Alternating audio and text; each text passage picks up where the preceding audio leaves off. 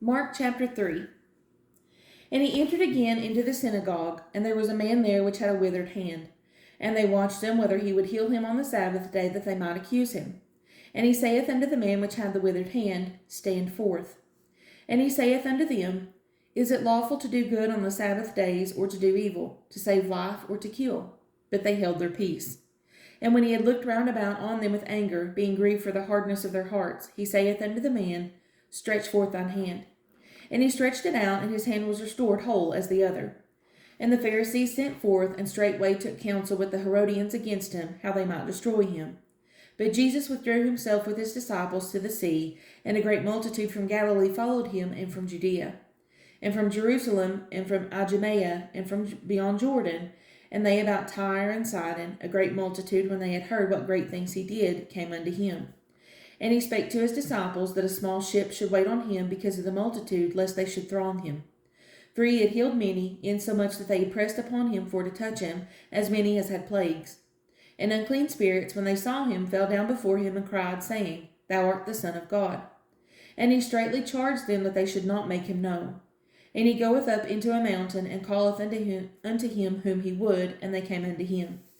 And he ordained 12, that they should be with him, and that he might send them forth to preach, and to have power to heal sicknesses, and to cast out devils.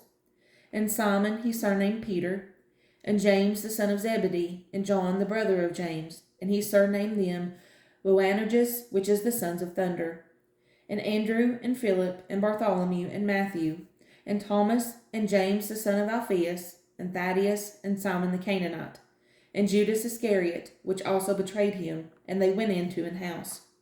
And the multitude cometh together again, so that they could not so much as eat bread.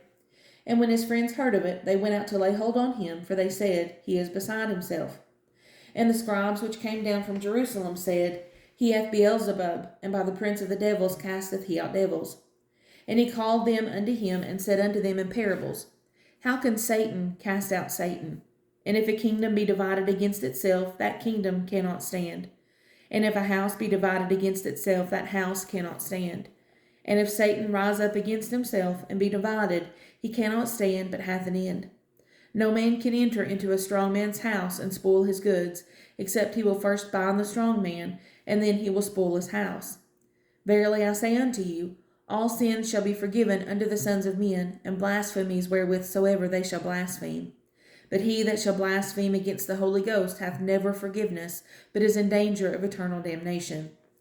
Because they said he hath an unclean spirit, there came then his brethren and his mother, and standing without sent unto him, calling him. And the multitude sat about him, and they said unto him, Behold, thy mother and thy brethren without seek for thee. And he answered them, saying, Who is my mother, or my brethren?